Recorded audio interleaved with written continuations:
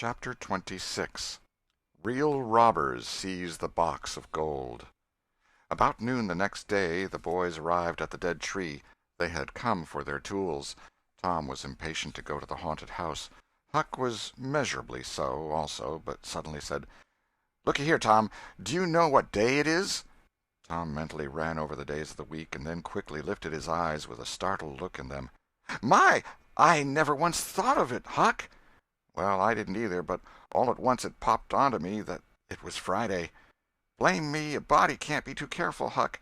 We might 'a' got into an awful scrape tackling such a thing on a Friday." "Might. Better say we would. There's some lucky days, maybe, but Friday ain't." "Any fool knows that. I don't reckon you was the first that found it out, Huck." "Well, I never said it was, did I? And Friday ain't all, neither. I had a rotten bad dream last night. Dreamt about rats." "No! Sure sign of trouble. Did they fight?" "No." "Well, that's good, Huck. When they don't fight it's only a sign that there's trouble around, you know. All we got to do is to look mighty sharp and keep out of it. We'll drop this thing for today and play. Do you know Robin Hood, Huck?" "No. Who's Robin Hood?" "Why, he was one of the greatest men that was ever in England, and the best. He was a robber." "Cracky, I wished I was." "Who did he rob?" "Only sheriffs and bishops and rich people and kings and such like. But he never bothered the poor. He loved 'em. He always divided up with 'em perfectly square." "Well, he must have been a brick." "I bet you he was, Huck. Oh, he was the noblest man that ever was. They ain't any such men now, I can tell you. He could lick any man in England with one hand tied behind him, and he could take his yew-bow and plug a 10-cent piece every time, a mile and a half." "What's a yew-bow?" "I don't know. It's some kind of a bow, of course, and if he hit that dime only on the edge, he would set down and cry and curse. But we'll play Robin Hood, and it's nobby fun. I'll learn you." "I'm agreed." So they played Robin Hood all afternoon, now and then casting a yearning eye down upon the haunted house and passing a remark about the morrow's prospects and possibilities there. As the sun began to sink into the west, they took their way homeward athwart the long shadows of the trees, and soon were buried from sight in the forests of Cardiff Hill. On Saturday, shortly after noon, the boys were at the dead tree again. They had a smoke and a chat in the shade, and then dug a little in their last hole, not with great hope, but merely because Tom said there were so many cases where people had given up a treasure after getting down within 6 inches of it, and then somebody else had come along and turned it up with a single thrust of a shovel. The thing failed this time, however, so the boys shouldered their tools and went away feeling that they had not trifled with fortune, but had fulfilled all the requirements that belonged to the business of treasure hunting. When they reached the haunted house there was something so weird and grisly about the dead silence that reigned there under the baking sun, and something so depressing about the loneliness and desolation of the place, that they were afraid, for a moment, to venture in. Then they crept to the door and took a trembling peep. They saw a weed-grown, floorless room, unplastered, an ancient fireplace, vacant windows, a ruinous staircase, and here, there, and everywhere hung ragged and abandoned cobwebs. They presently entered, softly, with quickened pulses, talking in whispers, ears alert to catch the slightest sound, and muscles tense and ready for instant retreat. In a little while familiarity modified their fears, and they gave the place a critical and interested examination, rather admiring their own boldness, and wondering at it, too. Next they wanted to look upstairs. This was something like cutting off the retreat. But they got to daring each other, and of course there could be but one result. They threw their tools into a corner and made the ascent. Up there were the same signs of decay. In one corner they found a closet that promised mystery, but the promise was a fraud. There was nothing in it. Their courage was up now, and well in hand. They were about to go down and begin work when— "Shh!" said Tom. "What is it?" whispered Huck, blanching with fright. "Shh! There! Hear it?" "Yes. Oh, my! Let's run! Keep still! Don't you budge. They're coming right toward the door." The boys stretched themselves upon the floor with their eyes to knot-holes in the planking, and lay waiting in a misery of fear. "They've stopped. No, coming. Here they are. Don't whisper another word, Huck. My goodness, I wish I was out of this." 2 men entered. Each boy said to himself, There's the old deaf and dumb Spaniard that's been about town once or twice lately. Never saw t'other man before." T'other was a ragged, unkempt creature with nothing very pleasant in his face. The Spaniard was wrapped in a sarape. He had bushy white whiskers, long white hair flowed from under his sombrero, and he wore green goggles. When they came in, T'other was talking in a low voice. They sat down on the ground, facing the door, with their backs to the wall, and the speaker continued his remarks. His manner became less guarded and his words more distinct as he proceeded. "No," said he, "I've thought it all over, and I don't like it. It's dangerous." "Dangerous?" grunted the deaf and dumb Spaniard, to the vast surprise of the boys. "Milksop!" This voice made the boys gasp and quake. It was Injun Joe's. There was silence for some time. Then Joe said, "What's any more dangerous than that job up yonder? But nothing's come of it." "That's different. Away up the river so, and not another house about. 'Twon't ever be known that we tried, anyway, long as we didn't succeed." "Well, what's more dangerous than coming here in the daytime? Anybody would suspicion us that saw us." "I know that. But there warn't any other places handy after that fool of a job. I want to quit this shanty. I wanted to yesterday, only it weren't any use trying to stir out of here with those infernal boys playing over there on the hill right in full view." Those infernal boys quaked again under the inspiration of this remark, and thought how lucky it was that they had remembered it was Friday and concluded to wait a day. They wished in their hearts they had waited a year. The two men got out some food and made a luncheon. After a long and thoughtful silence, Injun Joe said, "Look here, lad, you go back up the river where you belong. Wait there till you hear from me. I'll take the chances on dropping into this town just once more for a look. We'll do that dangerous job after I've spied around a little and think things look well for it. Then for Texas. We'll leg it together." This was satisfactory. Both men presently fell to yawning, and Injun Joe said, "I'm dead for sleep. It's your turn to watch." He curled down into the weeds, and soon began to snore. His comrade stirred him once or twice, and he became quiet. Presently the watcher began to nod. His head drooped lower and lower, and both men began to snore now. The boys drew a long, grateful breath. Tom whispered, "Now's our chance. Come." Huck said, "I can't. I'd die if they was to wake." Tom urged. Huck held back. At last Tom rose slowly and softly and started alone. But the first step he made wrung such a hideous creak from the crazy floor that he sank down almost dead with fright.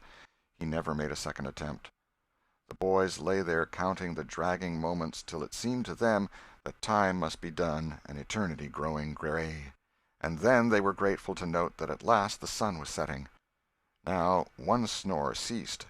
Injun Joe sat up, stared around, smiled grimly upon his comrade, whose head was drooping upon his knees, stirred him up with his foot, and said, "Here, you're a watchman, ain't you? All right, though, nothing's happened." "My, have I been asleep?" "Oh, partly. Nearly time for us to be moving, pard. What'll we do with what little swag we've got left?" "I don't know. Leave it here as we've always done, I reckon. No use to take it away till we start south. 650 in silver's something to carry." "Well, all right, it won't matter to come here once more." "No, but I'd say come in the night, as we used to do. It's better."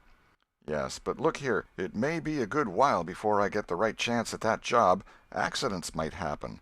'Tain't in such a very good place. We'll just regularly bury it, and bury it deep." "Good idea," said the comrade, who walked across the room, knelt down, raised one of the rearward hearthstones, and took out a bag that jingled pleasantly. He subtracted from it $20 or $30 for himself, and as much for Injun Joe, and passed the bag to the latter, who was on his knees in the corner now, digging with his bowie-knife.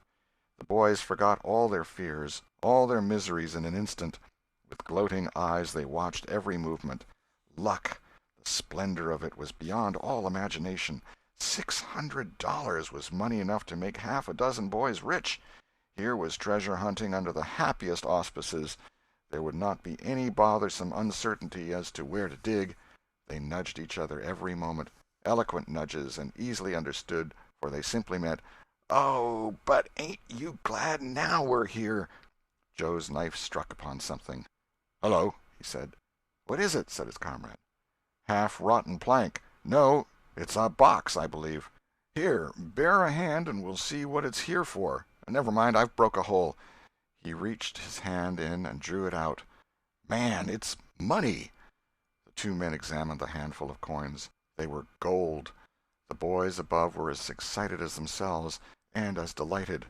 Joe's comrade said, "We'll make quick work of this. There's an old rusty pick over amongst the weeds in the corner the other side of the fireplace. I saw it a minute ago." He ran and brought the boys' pick and shovel. Injun Joe took the pick, looked it over critically, shook his head, muttered something to himself, and then began to use it. The box was soon unearthed. It was not very large. It was iron-bound, and had been very strong before the slow years had injured it. The men contemplated the treasure a while in blissful silence. "Pard, there's thousands of dollars here," said Injun Joe. "'Twas always said that Merle's gang used to be around here one summer," the stranger observed.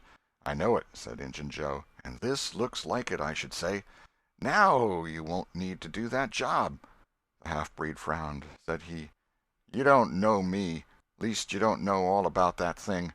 'Tain't robbery altogether, it's revenge," and a wicked light flamed in his eyes. "I'll need your help in it. When it's finished, then Texas. Go home to your Nance and your kids and stand by till you hear from me." "Well, if you say so. What'll we do with this? Bury it again?" "Yes." Ravishing delight overhead. "No, by the great Sachem, no!" Profound distress overhead. "I'd nearly forgot. That pick had fresh earth on it." The boys were sick with terror in a moment. "What business has a pick and a shovel here?" "What business with fresh earth on them?" "Who brought them here? And where are they gone?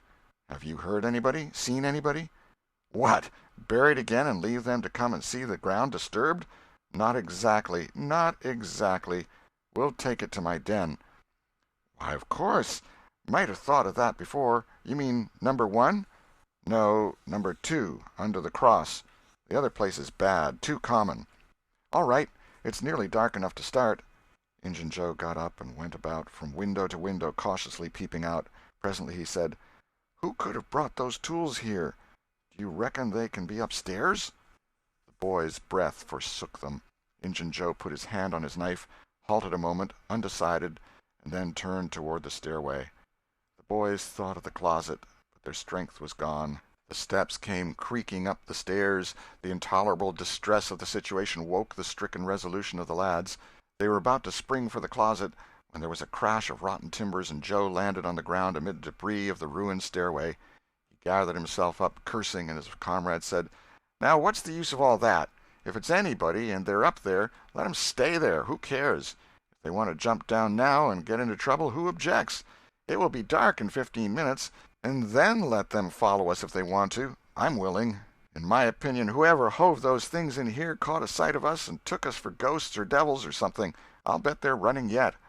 Joe grumbled a while. Then he agreed with his friend that what daylight was left ought to be economized in getting things ready for leaving. Shortly afterward they slipped out of the house in the deepening twilight, and moved towards the river with their precious box. Tom and Huck rose up, weak but vastly relieved, and stared after them through the chinks between the logs of the house. Follow? Not they. They were content to reach ground again without broken necks, and take the townward track over the hill. They did not talk much. They were too much absorbed in hating themselves, hating the ill luck that made them take the spade and the pick there. But for that, Injun Joe never would have suspected. He would have hidden the silver with the gold to wait there till his revenge was satisfied, and then he would have had the misfortune to find that money turn up missing. Bitter, bitter luck that the tools were ever brought there. They resolved to keep a lookout for that Spaniard when he should come to town spying out for chances to do his revengeful job, and follow him to number 2, wherever that might be. Then a ghastly thought occurred to Tom. "Revenge? What if he means us, Huck?" "Oh, don't," said Huck, nearly fainting. They talked it all over, and as they entered town they agreed to believe that he might possibly mean somebody else, at least that he might at least mean nobody but Tom, since only Tom had testified. Very, very small comfort it was to Tom to be alone in danger. Company would be palpable improvement, he thought. End of chapter 26. Chapter 27. Trembling on the Trail. The adventure of the day mightily tormented Tom's dreams that night. 4 times he had his hands on that rich treasure, and 4 times it wasted to nothingness in his fingers, as sleep forsook him, and wakefulness brought back the hard reality of his misfortune. As he lay in the early morning recalling the incidents of his great adventure, he noticed that they seemed curiously subdued and far away, somewhat as if they had happened in another world, or in a time long gone by. Then it occurred to him that the great adventure itself must be a dream. There was one very strong argument in favor of this idea, namely, that the quantity of coin he had seen was too vast to be real. He had never seen as much as $50 in one mass before, and he was like all boys of his age and station in life, in that he imagined that all references to hundreds and thousands were mere fanciful forms of speech, and that no such sums really existed in the world. He never had supposed for a moment that so large a sum as $100 was to be found in actual money in anyone's possession. If his notions of hidden treasure had been analyzed, they would have been found to consist of a handful of real dimes and a bushel of vague, splendid, ungraspable dollars. But the incidents of his adventure grew sensibly sharper and clearer under the attrition of thinking them over, and so he presently found himself leaning to the impression that the thing might not have been a dream after all. This uncertainty must be swept away. He would snatch a hurried breakfast and go and find Huck. Huck was sitting on the gunwale of a flatboat, listlessly dangling his feet in the water and looking very melancholy. Tom concluded to let Huck lead up to the subject. If he did not do it, then the adventure would be proved to have been only a dream. "Hello, Huck." "Hello yourself." Silence for a minute. "Tom, if we'd 'a' left the blamed tools at the dead tree, we'd 'a' got the money. Oh, ain't it awful?" "'Tain't a dream, then. 'Tain't a dream. Somehow I most wish it was. Dogged if I don't, Huck." "What ain't a dream?" "Oh, that thing yesterday. I been half thinking it was." "Dream! If them stairs hadn't broke down, you'd 'a' seen how much dream it was. I've had dreams enough all night, with that patch-eyed Spanish devil going for me all through 'em. Rot him!" "No, not rot him. Find him. Track the money." "Tom, we'll never find him. A feller don't have only one chance for such a pile, and that one's lost. I'd feel mighty shaky if I was to see him, anyway." "Well, so'd I, but I'd like to see him anyway. Track him out. To his number 2. "Number 2, yes, that's it. I been thinking about that, but I can't make nothing out of it. What do you reckon it is?" "I don't know. It's too deep. Say, Huck, maybe it's the number of a house." "Goody! No, Tom, that ain't it. If it is, it ain't in this one-horse town. They ain't no numbers here." "Well, that's so. Let me think a minute. Here, it's the number of a room in a tavern, you know." "Oh, that's the trick. They ain't only 2 taverns. We can find out quick. You stay here, Huck, till I come." Tom was off at once. He did not care to have Huck's company in public places. He was gone half an hour. He found that in the best tavern, number 2 had long been occupied by a young lawyer, and was still so occupied. In the less ostentatious house, number 2 was a mystery. The tavern-keeper's young son said it was kept locked all the time, and he never saw anybody go into it or come out of it except at night. He did not know any particular reason for this state of things, had had some little curiosity, but it was rather feeble, had made the most of the mystery by entertaining himself with the idea that the room was haunted, had noticed that there was a light in there the night before. "That's what I've found out, Huck. I reckon that's the very number 2 we're after." "I reckon it is, Tom. Now, what you going to do?" "Let me think."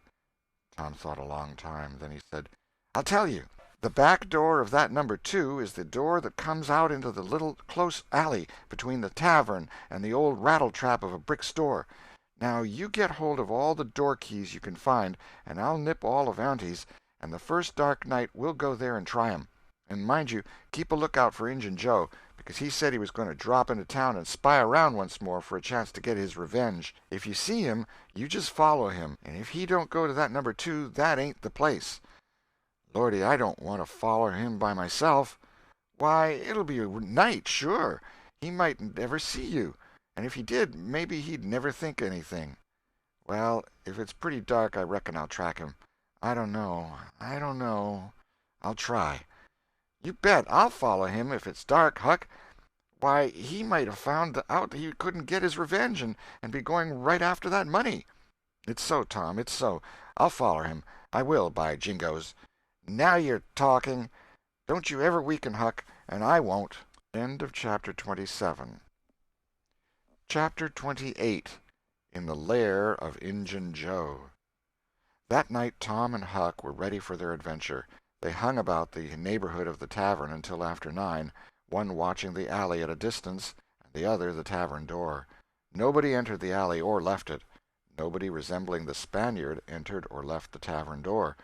The night promised to be a fair one, so Tom went home with the understanding that if a considerable degree of darkness came on, Huck was to come and "mow," whereupon he would slip out and try the keys. But the night remained clear, and Huck closed his watch and retired to bed in an empty sugar hogshead about 12. Tuesday the boys had the same ill luck, also Wednesday, but Thursday night promised better. Tom slipped out in good season with his aunt's old tin lantern and a large towel to blindfold it with. He hid the lantern in Huck's sugar hogshead, and the watch began. An hour before midnight the tavern closed up, and its lights, the only ones thereabouts, were put out. No Spaniard had been seen. Nobody entered or left the alley. Everything was auspicious. The blackness of darkness reigned. The perfect stillness was interrupted only by occasional mutterings of distant thunder. Tom got his lantern, lit it in the hogshead, wrapped it closely in the towel, and the two adventurers crept in the gloom toward the tavern. Huck stood sentry, and Tom felt his way into the alley. Then there was a season of waiting anxiety that weighed upon Huck's spirits like a mountain. He began to wish he could see a flash from the lantern. It would frighten him, but it would at least tell him that Tom was alive yet. It seemed hours since Tom had disappeared. Surely he must have fainted. Maybe he was dead. Maybe his heart had burst under terror and excitement. In his uneasiness, Huck found himself drawing closer and closer to the alley, fearing all sorts of dreadful things, and momentarily expecting some catastrophe to happen that would take away his breath. There was not much to take away, for he seemed only able to inhale it by thimblefuls, and his heart would soon wear itself out, the way it was beating. Suddenly there was a flash of light, and Tom came tearing by him. "Run!" said he. "Run for your life!" He needn't have repeated it. Once was enough. Huck was making 30 or 40 miles an hour before the repetition was uttered. The boys never stopped till they reached the shed of a deserted slaughter-house at the lower end of the village. Just as they got within its shelter the storm burst and the rain poured down. As soon as Tom got his breath he said, "Huck, it was awful. I tried 2 of the keys, just as soft as I could, but they seemed to make such a power of a racket that I couldn't hardly get my breath, I was so scared. They wouldn't turn in the lock, either. Well, without noticing what I was doing, I took hold of the knob, and open comes the door. It warn't locked. I hopped in and shook off the towel, and great Caesar's ghost!" What'd you see, Tom?" "Huck, I most stepped onto Injun Joe's hand." "No!" "Yes, he was laying there sound asleep on the floor, with his old patch on his eye and his arms spread out." "Lordy, what'd you do? Did he wake up?" "No, never budged. Drunk, I reckon. I just grabbed that towel and started." "I'd never thought of the towel, I bet." "Well, I would. My aunt would make me mighty sick if I lost it." "Say, Tom, did you see that box?" "Huck, I didn't wait to look around. I didn't see the box. I didn't see the cross. I didn't see anything but a bottle and a tin cup on the floor by Injun Joe. Yes, and I saw 2 barrels and lots more bottles in the room." "Don't you see, now? What's the matter with that haunted room?" "How?" "Why, it's haunted with whiskey. Maybe all the temperance taverns have got a haunted room, hey, Huck?" "Well, I reckon maybe that's so. Who'd have thought such a thing? But say, Tom, now's a mighty good time to get that box if Injun Joe's drunk." "It is that. You try it." Huck shuddered. "Well, no, I reckon not." "And I reckon not, Huck. Only 1 bottle alongside of Injun Joe ain't enough. If there'd been 3 he'd be drunk enough, and I'd do it." There was a long pause for reflection, and then Tom said, "Looky here, Huck, let's not try that thing any more till we know Injun Joe's not in there. It's too scary. Now, if we watch every night, we'll be dead sure to see him go out, sometime or other, and then we'll snatch that box quicker'n lightning." "Well, I'm agreed. I'll watch the whole night long, and I'll do it every night, too, if you'll do the other part of the job." "All right, I will. All you got to do is to trot up Hooper Street a block and mow, and if I'm asleep you throw some gravel at the window and that'll fetch me." "Agreed, and good as wheat." "Now, Huck, the storm's over and I'll go home. It'll begin to be daylight in a couple hours. You go back and watch that long, will you?" "I said I would, Tom, and I will. I'll haunt that tavern every night for a year. I'll sleep all day and I'll stand watch all night." "That's all right. Now, where are you going to sleep?" "In Ben Rogers' hayloft. He lets me, and so does his pap's nigger man, Uncle Jake. I tote water for Uncle Jake whenever he wants me to, and any time I ask him he gives me a little something to eat if he can spare it. That's a mighty good nigger, Tom. He likes me because I don't ever act as if I was above him.